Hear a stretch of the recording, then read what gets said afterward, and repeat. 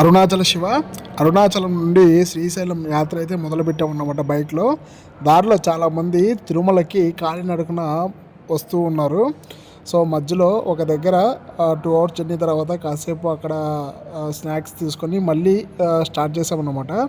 దాదాపుగా ఒక 4 గంటల ప్రయాణం తర్వాత మేము కాణిపాకంకి దగ్గరలో చేరుకున్నాము. సో మేము ఒక 2:30కి బయలుదేరామన్నమాట. తర్వాత ఇప్పుడు మేము కాణిపాకం వెళ్ళి కాణిపాకం దర్శనం చేసుకొని నైట్ అక్కడే స్టే చేస్తాము. సో ఫైనల్లీ కాణిపాకం అన్నమాట. ఫైనల్గా కాణిపాకం అయితే రీచ్ అయ్యామన్నమాట. ప్రస్తుతం అయితే బాహుదా నది దగ్గర ఉన్నాము. సో మీ అందరికీ తెలిసిందే కాణిపాకంలో అగ్రగణ్యమైనటువంటి నది తీర్థం అన్నమాట, తీర్థరాజం అన్నమాట. సో మేము మధ్యాహ్నము కరెక్ట్గా ఒక 2:30 పైన బయలుదేరాము. సో అక్కడ ఆల్రెడీ స్నానం చేసి వచ్చాము కాబట్టి ఇక్కడ జస్ట్ కాళ్ళు చేతులు కడుక్కొని దర్శనానికి అయితే వెళ్ళిపోతాము. ఎర్లీ మార్నింగ్ మళ్ళీ ఇదే నదిలో స్నానం చేసి ఫ్రెష్ అప్ అయ్యి డైరెక్ట్గా రూట్ మ్యాప్ అయితే చెప్తాను అన్నమాట.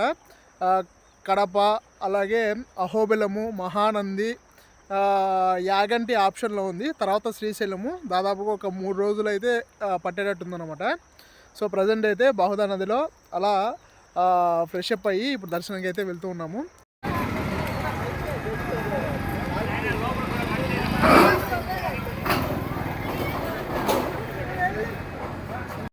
సో ఫైనల్లీ కాణిపాకం దర్శనం కంప్లీట్ అయిందనమాట. ఈరోజు నైట్ స్టే ఇక్కడే.